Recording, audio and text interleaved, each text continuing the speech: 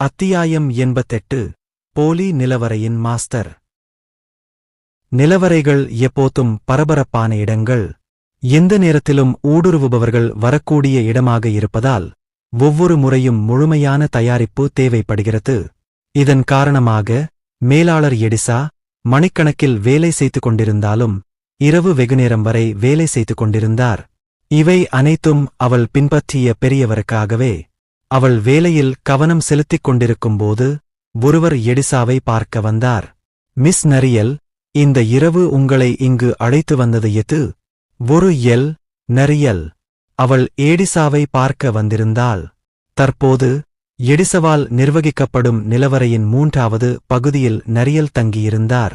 3வது பகுதியில் உள்ள தாவர அரக்கர்களை நிர்வகிப்பதே அவளுடைய முக்கிய பணி. நிச்சயமாக அது நரியல் விருப்பத்துடன் செய்த ஒன்றல்ல. நான் ஈசனை காப்பாற்ற வேண்டும். ஈசன் நரியலின் தோழி. அவள் ஒரு திறமையான மந்திரவாதி. எல் என்பதற்காக அவளை பாகுபாடு காட்டாத ஒரே மனித தோழி. ஈசன் தனக்காகவே ஒரு ஹண்டராக சுறுசுறுப்பாக இருந்தார். ஆனால் எடிசவால் பிடிபட்டார். அவளுக்கு முன்னால் இருந்த எடிசா ஈசனின் வாழ்க்கையை ஒரு உந்து சக்தியாகப் பயன்படுத்தி அவளை விழுங்குவதாக அச்சுறுத்திக் கொண்டிருந்தாள். ஆனால் இந்த சூழ்நிலையில் நரியல் செய்யக்கூடியது எடிசாவின் கட்டளைகளை கீழ்ப்படிதலுடன் பின்பற்றுவது மட்டுமே. அவளுடைய தோழி ஈசனின் உயிர்வாழ்விற்காக அது தவிர்க்க முடியாத தேர்வாக இருந்தது. கொதிக்கும் கோபத்தை அடக்கிக் கொண்டு நரியல் எடிசாவிடம் பேசினாள். நமக்கு ஒரு ஊடுருவல் இருக்கிறது. அவர்கள் இன்னும் வெகு தொலைவில் இருக்கிறார்கள். நிலவரைக்குள் நேரடி ஊடுருவல் நடந்ததில்லை. இருப்பினும் மரங்கள் சில உயிரினங்கள் வெகு தொலைவில் உள்ள பகுதிக்குள் ஊடுருவியுள்ளதாகக் கூறியிருந்தன. அவங்க யாருன்னு உங்களால் அடையாளம் கண்டுபிடிக்க முடிகிறதா? நிச்சயமாக எடிசாவும் ஊடுருவல்காரர்களின் இருப்பை உணர்ந்திருந்தாள். ஆனால் அவர்கள் யார் என்பதை சரியாக அறிய அவளுக்கு நாரியலின் பதில் தேவைப்பட்டது. மொத்தம் 12 உள்ளன. அவள் ஒரு எல். அவளுக்கு தாவரங்களுடன் தொடர்பு கொள்ளும் திறன் இருந்தது. ஒரு சாதாரண எலுக்கு அவ்வளவுதான் என்றாலும் நாரியலின் திறன் மிக அதிகமாக இருந்தது. போதுமான நேரம் கொடுக்கப்பட்டதால் அவளால் ஒரு தாவரத்துடன் தொடர்பு கொள்வது மட்டுமல்லாமல் தாவரங்களுக்கு இடையிலான தொடர்பைக் கேட்கவும் முடிந்தது.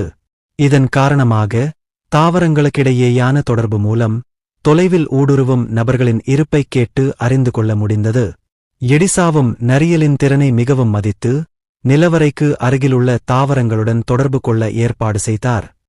அருகில் இருந்த மரங்கள், அங்கே ஒரு பூனை இருக்கிறதோ, அந்த அரக்கர்களைப் போன்ற ஒரு கருப்புத் தோலையுடைய உயிரினம் இருக்கிறதோ என்று சொன்னன. நரியலின் வார்த்தைகளைக் கேட்டு கண்களை மூடிக்கொண்ட எடிசா ஒரு லேசான பெருமூச்சு விட்டாள்.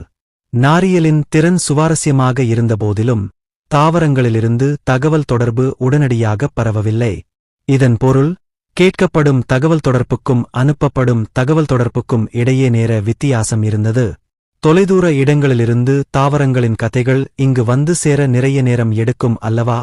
உண்மையில் ஊடுருவல்காரர்களின் நகர்வுகள் மாறிக்கொண்டே இருந்தன.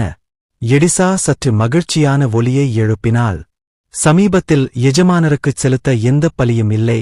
அதனால் அவர்கள் தாங்களாகவே வந்தால் அது ஒரு நல்ல விஷயம். புரிஞ்சுது மிஸ் நரியல். இப்போதைக்கு நீங்க ஓய்வெடுங்க. நரியல் எடிசாவிடம் தலையசைத்துவிட்டு வெளியே சென்றான். எடிசா கண்களைத் திறந்தாள். அவளைத் தொந்தரவு செய்த ஒரு விஷயம் இருந்தது. சொல்லப்போனால் சாரணர் குழுவிலிருந்து எந்த அறிக்கையும் வரவில்லையா? அவர்கள் பூத சாரணர் குழுவின் எல்லையை விரிவுபடுத்தியிருந்தனர். ஆனாலும் பூத சாரணர்கள் ஊடுருவல்காரர்களின் இருப்பைக் கவனிக்கவில்லை. ஊடுருவல்காரர்களைக் கவனித்த பிறகும் எடிசா அமைதியாக இருந்ததற்குக் காரணம் அது பூத சாரணர்களுக்கு ஒரு சோதனையாக இருந்தது. இருப்பினும் இதுவரை பூத சாரணர்களிடமிருந்து எந்த செய்தியும் வரவில்லை. அதற்கு பதிலாக நரியல் வந்து நிலைமையை புகாரளித்தார். இது ஒரு அவமானம். மிஸ் நரியல் எங்கள் நிலவரையைச் சேர்ந்தவராக இருந்தால் அது மிகவும் நன்றாக இருக்கும். ஆனால் எடிசாவுக்கும் நன்றாகத் தெரியும். நரியலின் குறிக்கோள் தன் தோழியை காப்பாற்றுவதாகும். அவள் தன் தோழியைக் காப்பாற்ற நிலவரைக்கு விசுவாசத்தைக் காட்டிக் கொண்டிருந்தாள். சரி, அதைப் பத்தி மெதுவாக யோசிப்போம். கையில் இருந்த பிரச்சினை அதுவல்ல. அவளும் நரியலும் இப்போது இங்கே இல்லையென்றால் என்ன நடந்திருக்கும்? அவர்கள் இறுதியில் ஒரு கட்டத்தில் ஊடுருவும் நபர்களைக் கண்டுபிடித்திருப்பார்கள். ஆனால் அவர்கள் எவ்வளவு விரைவாக அவர்களை கண்டுபிடித்தார்கள் என்பது அவர்களின் எதிர்வினையை தீர்மானிக்கும். அதனால்தான் ஆரம்பகால கண்டறிதல் முக்கியமானது. நாம் சாரணர் குழுவை வலுப்படுத்த வேண்டும் என்று தோன்றுகிறது. நிச்சயமாக சாரணர் குழுவை வலுப்படுத்துவது பின்னர் ஒரு பணியாக இருந்தது. இப்போதே அவர்கள் தற்போதைய சூழ்நிலைக்கு தயாராக வேண்டியிருந்தது.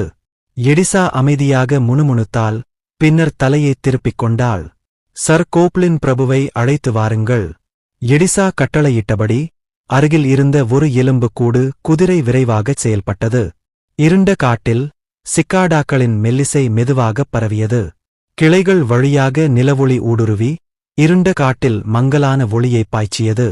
அந்த மங்கலான வெளிச்சத்தால் மரங்களின் நிழல்கள் இருளில் ஆழமாக வளர்ந்தன. திடீரென்று அமைதியான காட்டில் ஒரு அழைக்கப்படாத விருந்தினர் தோன்றினார். காட்டில் குடியேறியிருந்த அமைதியை குலைத்து ஒரு சிறிய சத்தம் கேட்டது. காட்டில் சத்தமாக பாடிக்கொண்டிருந்த சிக்காடாக்கள் திடீரென்று தங்கள் அழுகையை நிறுத்தின. அழைக்கப்படாத விருந்தினர் தரையில் இருந்த புற்களை மிதித்து காடு வழியாக எச்சரிக்கையுடன் சென்றனர்.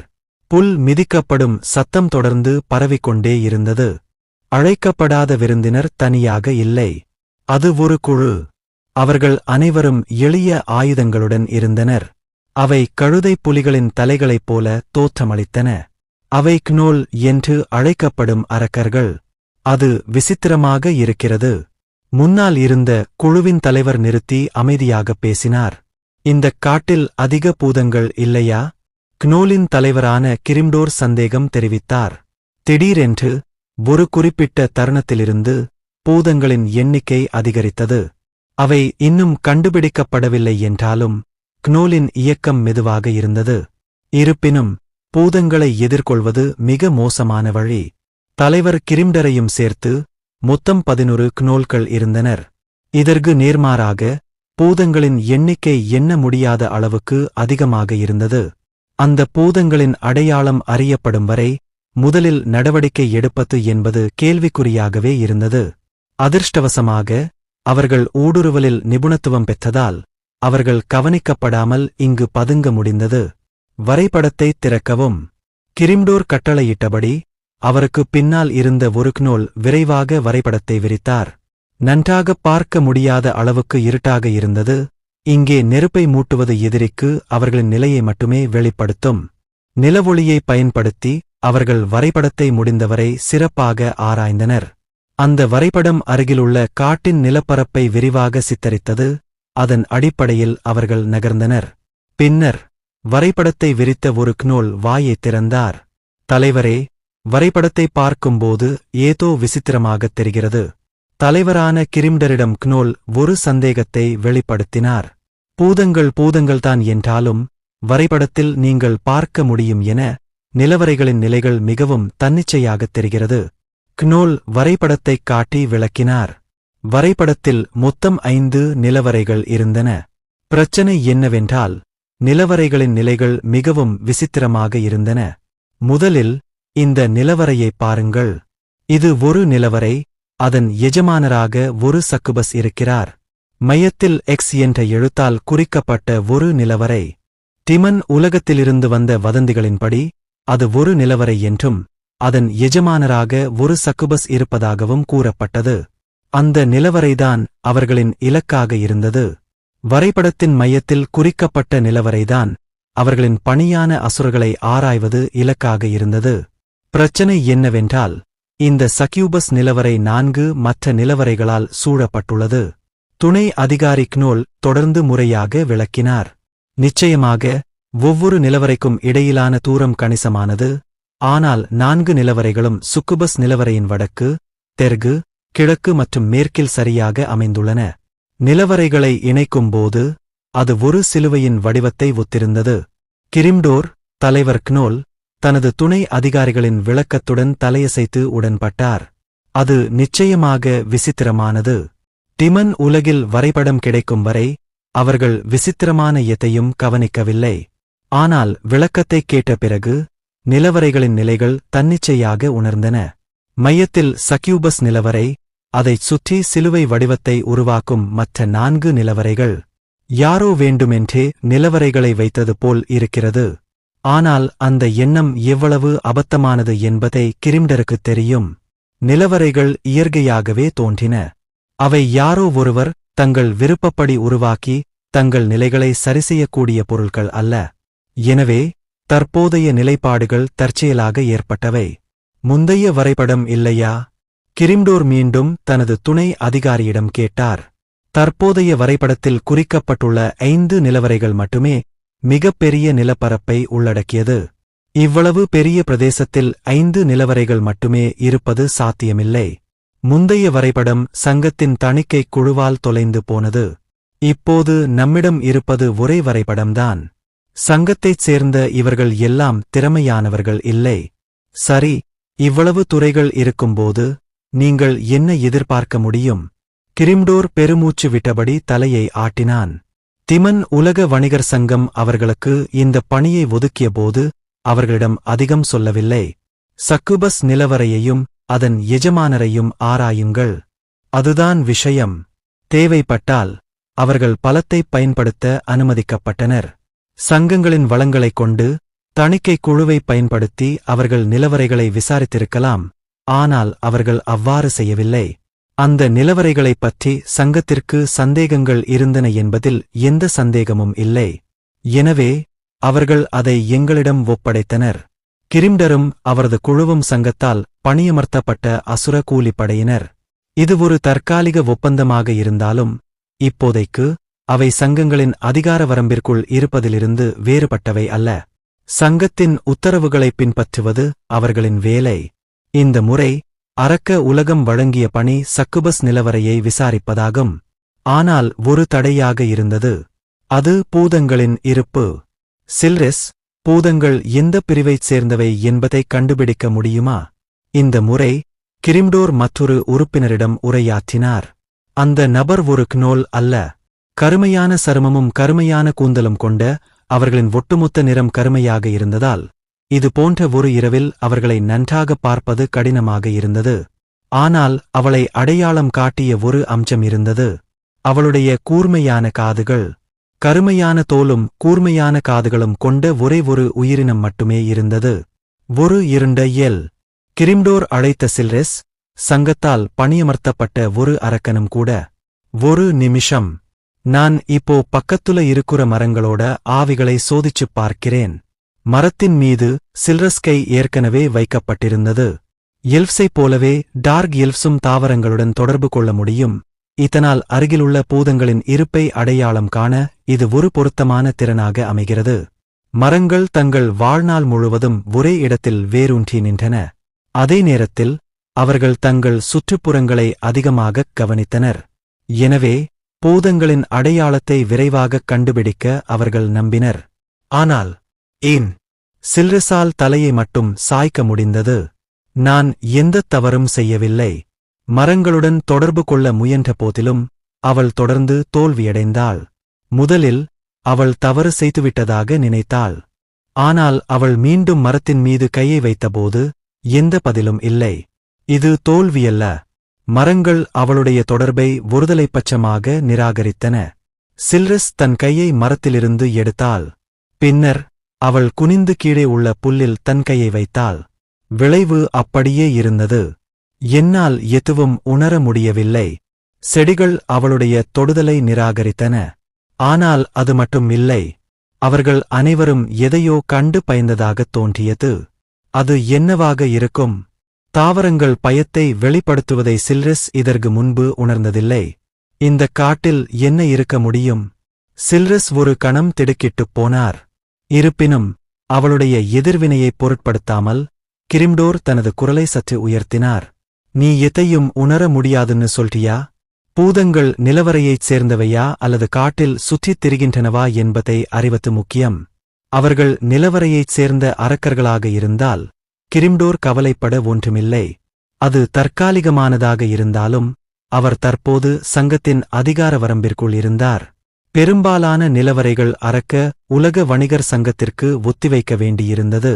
இருப்பினும் அவை வெறும் அலைந்து திரியும் பூதங்களாக இருந்தால் ஒரு சாத்தியமான ஆபத்து இருந்தது. கிரிம்டோர் அவளுக்கு இன்னொரு கட்டளை கொடுக்க நினைத்தான். ஆனால் சில்ரெஸ் வேகமாகச் செயல்பட்டான். நான் இங்கிருந்து போய்விடுவேன். அவள் புறப்படும் அறிவிப்பைக் கேட்டு க்னோல் குடும்பத்தினர் ஆச்சரியப்பட்டனர். ஏன்? கிரிம்டோர் விரக்தியில் கத்தினான். தான் தற்செயலாகக் குரல் எழுப்பியதை உணர்ந்து சுற்றுப்புறத்தை விரைவாகப் பார்த்தான். அதிர்ஷ்டவசமாக பூதங்கள் எதுவும் இல்லை. கிரிம்டர் சிலரசை சம்மதிக்க வைக்க முயன்றார். ஆனால் அவள் கேட்கவில்லை.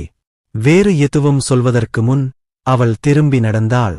விரைவில் சில்ரஸ் காணாமல் போனார். எல்லோரும் அவள் விட்டுச் சென்ற திசையை வெறுமனே பார்த்தார்கள். நாம என்ன செய்யணும், கேப்டன்? முன்னதாக வரைபடத்தை விரித்த துணை அதிகாரிகளில் ஒருவர் பேசினார். அந்த டார்க் எல் காணாமல் போயிருந்தது. ஒரே ஒரு திறன் மட்டுமே இருந்தபோதிலும் டார்க் எல் திறன்களை பயன்படுத்துவதில் உள்ள வித்தியாசம் குறிப்பிடத்தக்கதாக இருந்தது. அவர்கள் இப்போது என்ன செய்ய வேண்டும்? கிரிம்டோர் அமைதியாக சுற்றுப்புறங்களை தொடர்ந்து ஆராய்ந்தார். ஆமா. சிறிது நேரம் கழித்து ஏதோ மாற்றம் ஏற்பட்டிருப்பதை அவர் கவனித்தார். பூதங்கள் போய்விட்டனவா? கிரிம்டரும் அவரது குழுவினரும் எச்சரிக்கையுடன் சுற்றித் திரிந்து சுற்றுப்புறங்களை ஆராய்ந்தனர். சில நிமிட உறுதிப்பாட்டிற்குப் பிறகு அவர்கள் உறுதியாக இருந்தனர். பூதங்கள் உண்மையில் மறைந்துவிட்டன. காட்டைக் காத்துக் கொண்டிருந்த ஏராளமான பூதங்கள் திடீரென மறைந்துவிட்டன. அவன் கண்களை அமைதியாக மூடினாலும் அவன் அசைவதற்கான எந்த அறிகுறியையும் உணரவில்லை. அவை ஏன் திடீரென மறைந்துவிட்டன என்பது அவருக்குத் தெரியவில்லை என்றாலும் ஒன்று நிச்சயம், இது ஒரு வாய்ப்பு. எல்லோரும் சீக்கிரம் கிளம்புங்க. கிரிம்டோரின் மனதில் டார்க் எல் நீண்ட காலமாக அழிக்கப்பட்டுவிட்டது. பூதங்கள் போய்விட்டதால் அவளுக்கு எந்த தேவையும் இல்லை. அந்த எண்ணம் சரியென்று நிரூபிக்கப்பட்டது. பூதங்கள் போய்விட்டதால் அவை விரைவாக தங்கள் இலக்கை அடைந்தன. இதுதான் இடமா? வரைபடத்தை ஆராயும்போது நிலவரை போல் தோன்றிய ஒரு குகையை கிரிம்டோர் கண்டுபிடித்தார். அவர் எந்த சிறப்பு ஒளியையும் உணரவில்லை. இது உண்மையிலேயே ஒரு நிலவரையா? அது ஒரு நிலவரையை விட ஒரு சாதாரண குகை போல் தோன்றியது. சரி, அது எப்படியும் ஒரு பொருட்டல்ல. முதலில் நிலவரைக்குள் ஊடுருவ கிரிம்டோர் தனது துணை அதிகாரிகளை அனுப்பினார். அடிபணிய வேண்டிய அவசியமில்லை. அவை கண்டுபிடிக்கப்பட்டாலும் கூட அவர் திமன் உலக வணிகர் சங்கத்துடன் தொடர்புடையவர். மேலும் சங்கத்துடனான அவர்களின் உறவைப் பொறுத்தவரை அனைத்து நிலவரைகளும் முழு ஒத்துழைப்புக்கு உறுதியளித்தன. அவர் சங்கத்துடனான தனது தொடர்பை வெளிப்படுத்தியவுடன் மற்ற தரப்பினரால் எதுவும் செய்ய முடியவில்லை. நான் தவறாகப் போக வாய்ப்பே இல்லை. அந்த எண்ணத்துடன் கிரிம்டோர் நிலவரைக்குள் நுழைந்தார்.